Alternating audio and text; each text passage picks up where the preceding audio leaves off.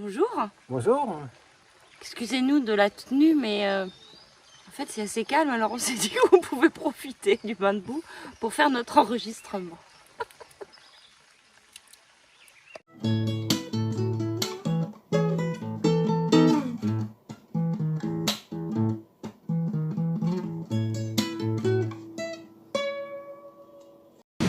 On vous retrouve donc après San Agustín et on reste sur une vallée qui remonte vers le nord.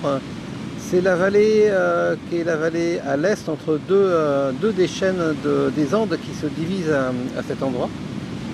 Et on s'est arrêté rapidement dans une ville qui s'appelle Neiva pour régler un problème de téléphone. Ça a l'air bête comme ça, mais c'est important. Notre téléphone menaçait d'être coupé tout simplement si on n'enregistrait pas. Et c'est une procédure qui est très lourde. C'est un des défauts du pays, la Colombie, c'est que les procédures administratives sont parfois un peu lourdes, comme pour l'assurance, soit. C'est un pays qui est très fonctionnel par beaucoup de côtés, mais par ce côté-là, c'est un peu plus difficile. Donc on a dû s'arrêter à Neiva, et ensuite on était donc un peu ralenti parce que le stop a duré 1 ou 2 heures pour... Non, 1 heure, ouais, non, c'était difficile de trouver l'endroit. Parce que c'est dans les grandes villes et dans les grosses boutiques Claro, l'opérateur téléphonique. Et on a essayé dans les petits villages avant, on vous l'a dit, on a essayé à San Agustín. Ils sont incapables de gérer le truc et ils nous ont dit il faut aller dans une grande boutique. Mais une fois que tu l'as trouvé, franchement, moi je t'ai attendu dans Oscar. Dans un centre commercial immense, je crois qu'il y avait 53 guichets en parallèle, avec un ticket comme à la sécurité sociale en fait, pour être servi dans l'ordre.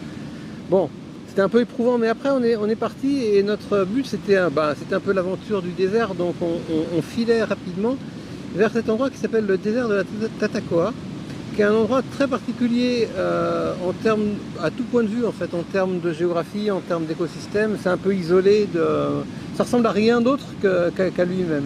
Alors ce désert, d'abord, on savait où il était bien sûr, et on y a foncé pour y arriver si possible avant la nuit. Oui, on y a foncé, mais plus on s'approchait, plus le paysage quand même changeait. Tu te souviens? Autant la grande ville de Neiva est très peuplée, je pense qu'il y a plus d'1 million d'habitants, autant déjà il y a de moins en moins d'habitants, il y a des petits villages qui disparaissent. Oui. On rentre dans quelque chose qui doit être un parc ou une réserve protégée, une aire où il n'y a plus beaucoup d'habitants de toute manière. Et puis effectivement la végétation change, ça devient plus désertique sans être totalement aride. Ça devient, on va dire, un demi-désert. Et puis on est arrivé donc en soirée à l'endroit qui est un peu le clou du spectacle de la Tatacoa, qui est une vallée où ça s'appelle El Cusco. El Cusco. La partie rouge, oui. La partie rouge. Est-ce que c'est Red Dunes que ça s'appelle? Ils appellent ça des dunes ou pas? Enfin, non. Ça se présente sous la forme d'une série de petites collines très fortement érodées par le vent et sans doute par la pluie, et même s'il ne pleut pas beaucoup, il doit pleuvoir un peu. Et donc c'est un spectacle qui fait penser à un peu, je sais pas, un canyon complètement desséché, très rouge. Pas complètement desséché. Pas complètement desséché au sens où déjà il y a un petit peu de végétation au fond.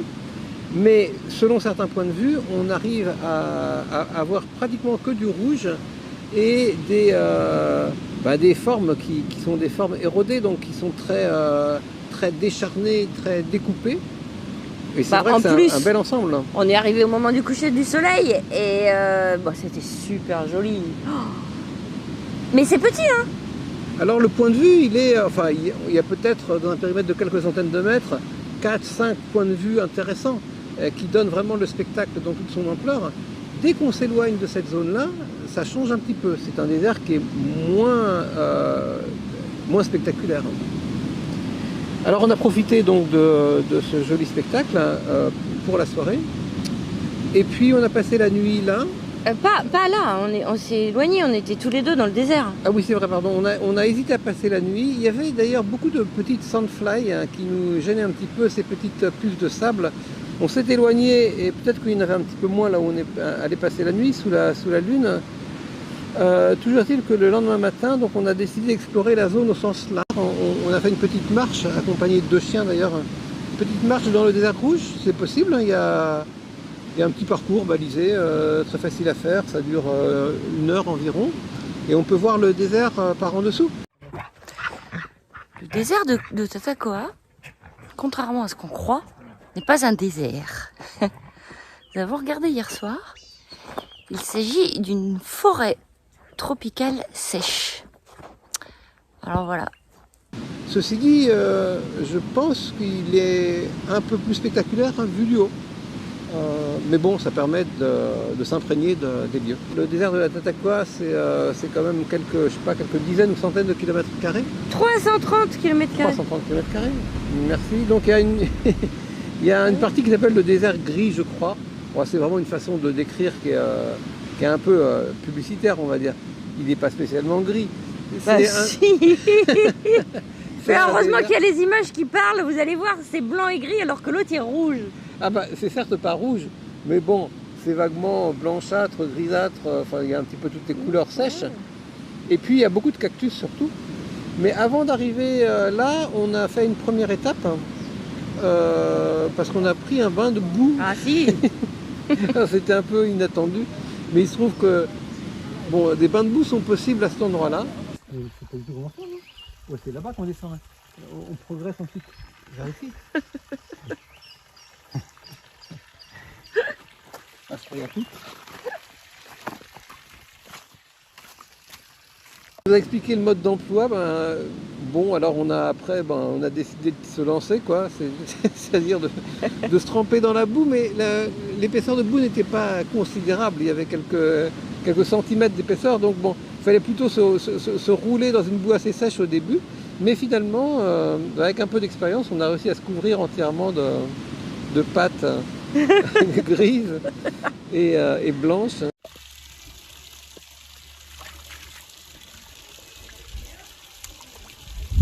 T'as déjà eu l'impression de te prendre pour un hippo?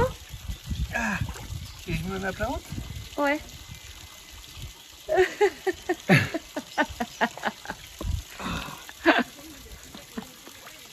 Attends, c'est le début ça.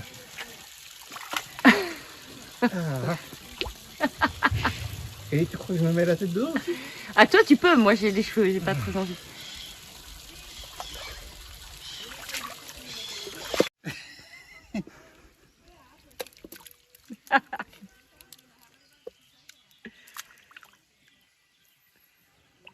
Un petit peu comme ça.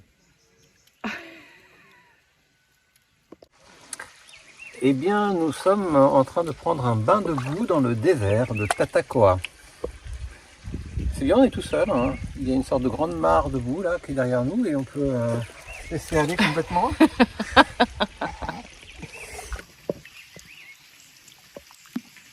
Mais je saurais pas dire si c'est agréable en fait. C'est quand même assez spécial. Peut-être c'est juste psychologique hein, de se dire qu'on est dans de la boue. Mais il paraît qu'après, on a une véritable peau de bébé, alors on va voir.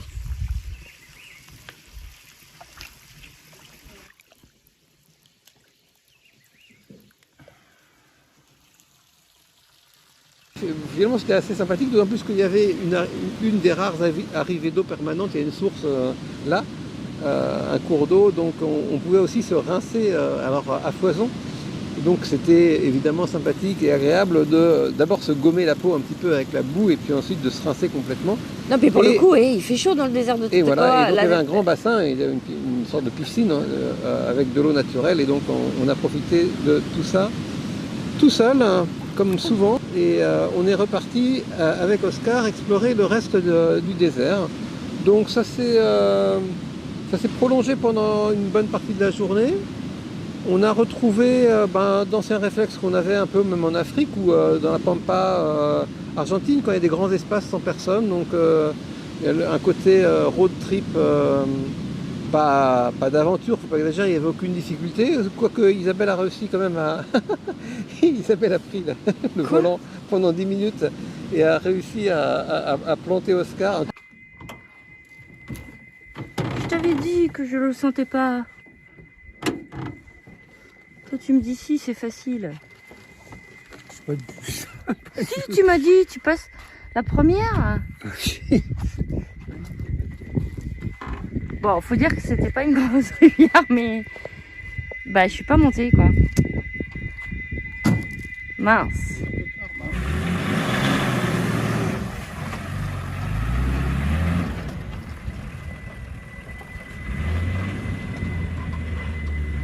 Bon, j'ai bien fait de me planter là parce que je crois pas que j'aurais réussi à remonter ça. Voilà, donc il n'y avait pas de difficulté du tout, mais bon, une piste un petit peu sèche où il y avait un petit peu quand même, ça cahotait un petit peu, il y avait un peu de tôle ondulé par endroits.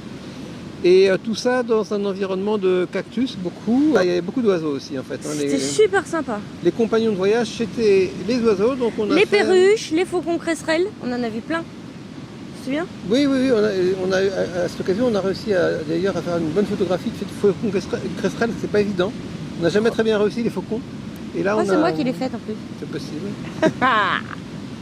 Donc on a fait une grande boucle avec le compagnonnage des oiseaux principalement.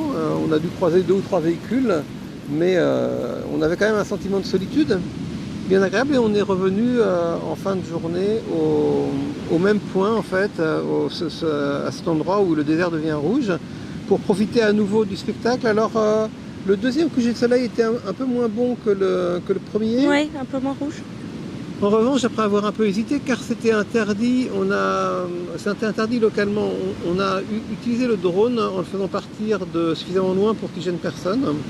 Il y avait beaucoup de gens qui se gênaient pas pour le faire partir au milieu de tout le monde. Enfin, ouais, et puis des gros drones qui font du bruit, c'est pas très sympa. Le nôtre est extrêmement discret. À partir du moment où il est à 100 mètres d'altitude, plus personne ne peut l'entendre.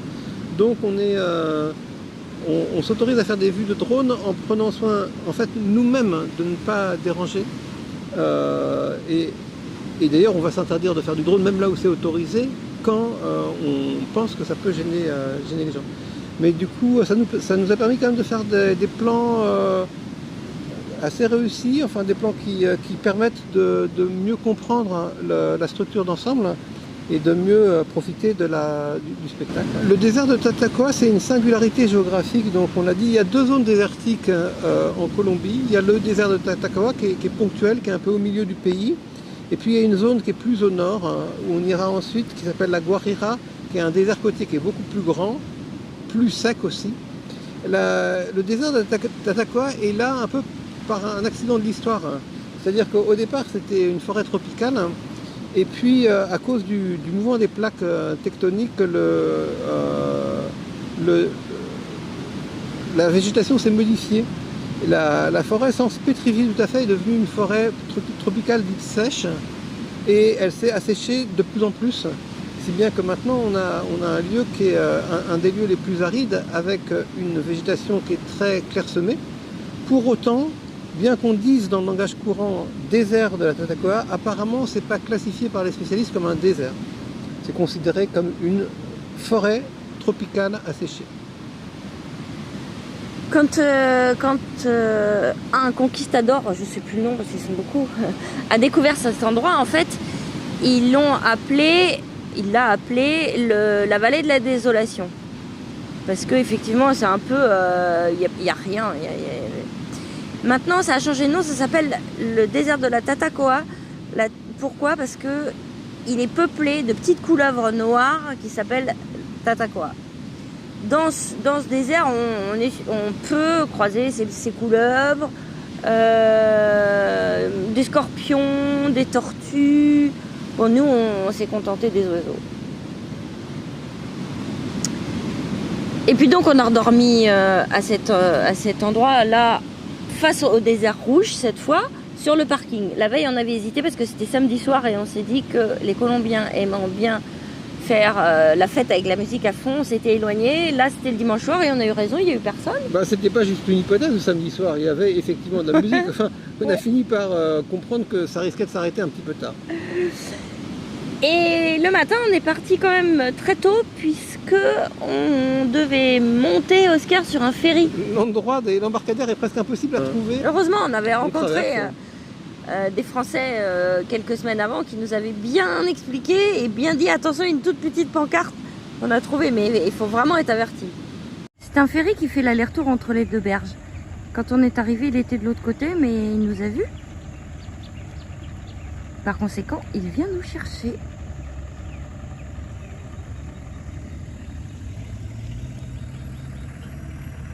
C'est un bac qui fonctionne avec des moteurs hors bord, hein.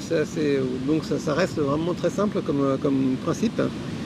Et puis par contre, bah, ça permet effectivement de traverser un petit cours d'eau ça nous aide beaucoup parce que ça nous évite peut-être 50 km de piste. Et nous voilà repartis vers le nord.